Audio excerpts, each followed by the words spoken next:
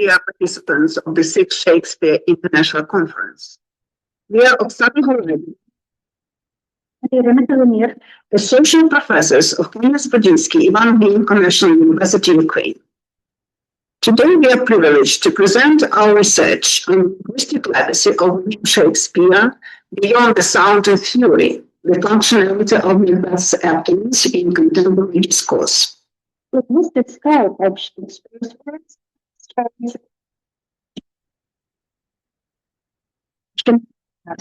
proverbs, providing a didactic tone. For example, it is a wise father that knows his own child. Idioms, completely or partially reinterpreted units, foregone conclusion, and aphorisms expressing judgments with a clear sorrow presence. For example, brevity is the soul of wit. The frequency of these units is measured by their lexicographical fixation. According to the scientific theory for a quote, through different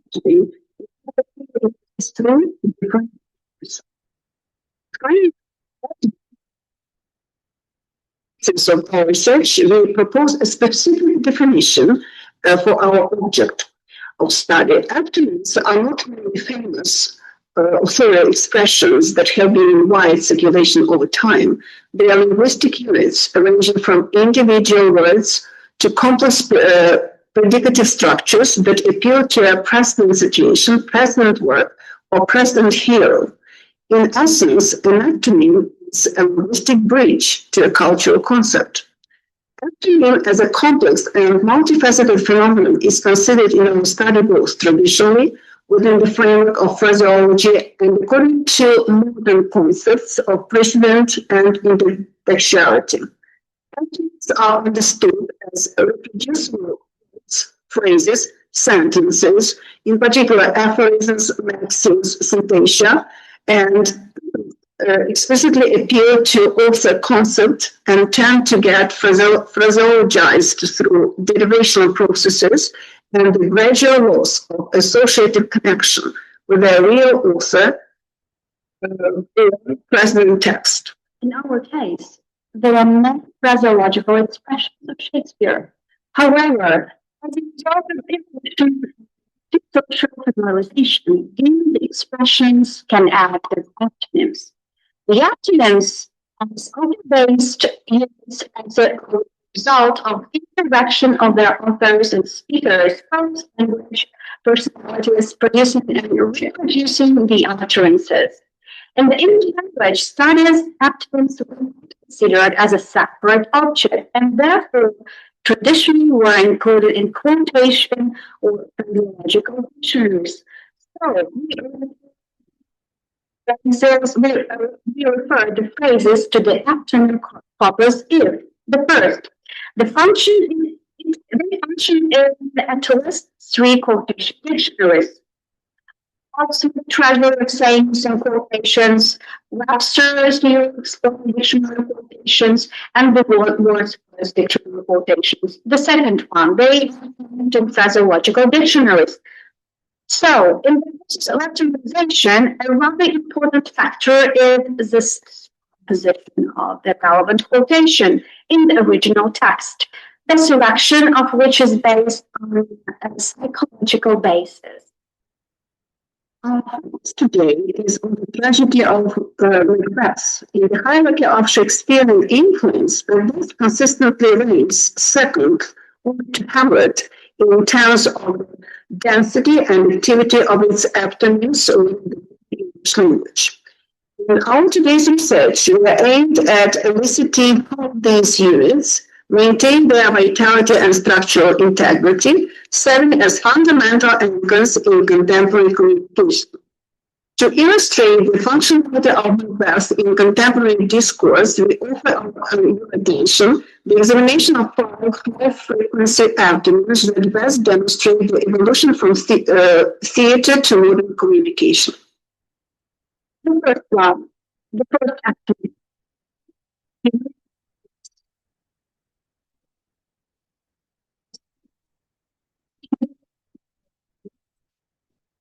Catch the nearest way. In the original text, milk suggested short distance. Today, it has undergone a semantic shift to become a purely positive metaphor for altruism and compassion. It functions as the standard ethical concept used to praise individuals who demonstrate extraordinary mercy.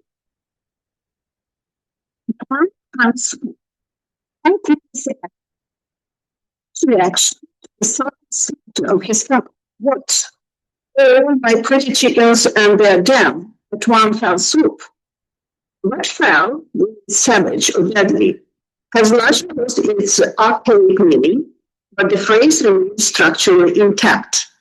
It is now used globally in administrative, aesthetic, and literary context to mean all at once.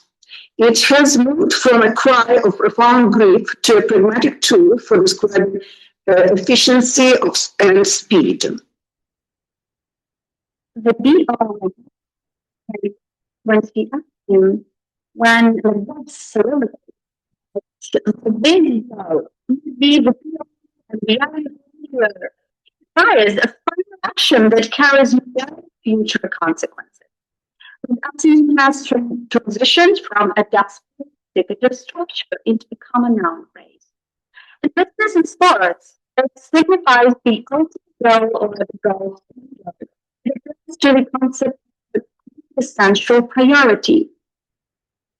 Sound theory, repeating frequency.